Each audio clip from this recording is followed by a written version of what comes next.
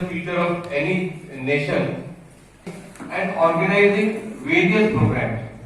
Through this press conference, you will come to know about details of this विज्ञान भारती करके जा चुके हैं और इस हफ्ते 100 और स्कूल के बच्चों को इस प्रोग्राम के बारे में राजस्थान में होना, ये हमारे ऑनरेबल वाइस चांसलर सर की लीडरशिप और उनके मोटिवेशन और इंस्पिरेशन से है।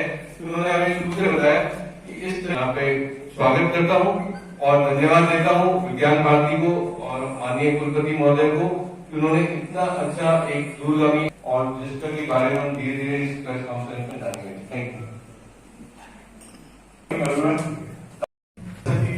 पत्रिका बंधु हैं, आप बिल्कुल एक सेतु का काम करते हैं। आपका भी अभिवादन है कि आप हमारी जो भारत सरकार की योजना है इसको आप स्टूडेंट में महत्वपूर्ण भूमिका अदा करें।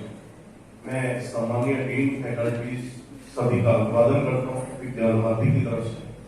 मैं पृष्ठभूमि में बताना चाहता हूँ कि भारत का जो संस्कृति मंत्रालय है और Vigyan Bharati science and technology ministry सभी का एक ऐसी योजना बनी कि हमारा जो साइंटिफिक कॉन्ट्रीब्यूशन है उसके बारे में एक कालखंड ऐसा आया जिसमें सब कुछ हाइड कर दिया गया।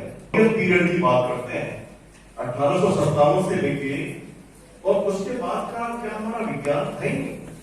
हमें विध घोषित किया गया कि हम कड़ास से कलाम तक की यात्रा को जब इंगित करते हैं तो कड़ास से सूत्रों पर उनके भारद्वाज जी और उनके तो विवेचना हम दे देते हैं, लेकिन एक कालखंड भी बात आती है उसको मैं उद्धृत करना चाहता हूँ हमारे पत्रकार बंधुओं से। सब ये role of scientist and scientific institution in India's freedom struggle with reference to doctor S N. Bose कार्यक्रम का आयोजन हम यहाँ पे करने जा रहे हैं राजस्थान में। ये 21 अक्टूबर को जयपुर में किया जाएगा। ये जैसे कि आप सबको विदित है, ये आज़ादी का अमृत महोत्सव चल रहा है, तो संस्कृति मंत्रालय, भारत सरकार और ये विज्ञान भारती ने मिल करके ये कार्यक्रम का आयोजन किया है। तो इस कार्यक्रम के आयोजन के लिए प्रोफेसर एस.एन. बोस पे लेक्चर सीरीज का आयोजन किया गया है और एक दिन में इसमें बच्चों के कार्यक्रम भी हैं और विज्ञान यात्रा का भी है। बच्चों के और भी दूसरे कंपटीशन है जिसमें कि सारे करीब 250 स्कूल के बच्चे रहेंगे और एक दिन का कार्यक्रम जो होगा वो जयपुर में आर्या कॉलेज ऑफ इंजीनियरिंग में आयोजित किया जाएगा। इस तरह के प्रोग्राम्स करके समाज को क्या संदेश अपन देना चाहते हैं? ये जैसा कि अभी हमारे जितने पहले के साइंटिस्ट थे, कुछ ऐसा हुआ कि हम उनके कंट्रीब्यूशंस बहुत ज्यादा थे, लेकिन हमें हमारे देशवासियों को ही पता नहीं, विदेश में तो पता होने का तो वही नहीं था।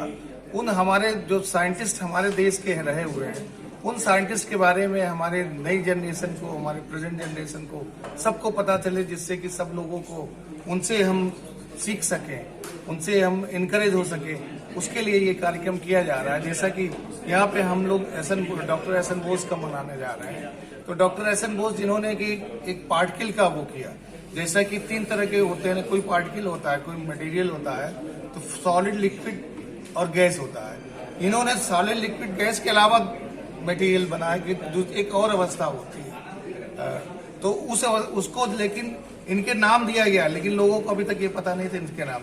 नोबेल प्राइज मिला तो दूसरे को नोबेल प्राइज मिला हुआ। हमारे साइंटिस्ट के बारे में, उनके कंट्रीब्यूशन के बारे में लोगों को पता चले, इसके तहत ये कार्यक्रम का आयोजन किया जा रहा है। अलग अलग साइंटिस्ट का चुना गया है जिनके लिए ये कार्यक्रम किया जा रहा है। हमारे राजस्थान स्टेट को जो मिला हुआ है doctor S N. Bose old pension scheme में सबसे आगे है और सभी पेंशन, ये जो पेंशन स्कीम थी सभी जगह पहले से लागू थी, लेकिन हमारी यूनिवर्सिटी और 1-2 और यूनिवर्सिटी थी जहां पे ओल्ड पेंशन स्कीम अभी तक लागू नहीं हुई थी। तो हमारे नए सिरे से इसको लागू करना है। जिस दिन से हुआ उस दिन फ्रॉम वेरी फर्स्ट डे हम लोगों ने इसको स्टार्ट किया, सबका ऑप्शन लिया, सबका ऑप्शन लेकर के उस पर हम कार्यरत। और लेकिन जो एक प्रक्रिया होती है, कोई भी चीज सरकारी, उसमें एक प्रक्रिया होती है। तो हम पहले इसका ऑर्डिनेंस बनेगा, फिर रेगुलेशन बनेगा, फिर बोम में जाएगा, फिर गवर्नर साहब के पास जाएगा, गवर्नर साहब से वहां से आने के बाद तब जाके ये होगा। उसमें हम लोग लगे, वो प्रोसेस का जो टाइम होता है वो प्रोसेस का टाइम लग रहा है। मनीष जी थोड़ा तो बात नहीं आएगी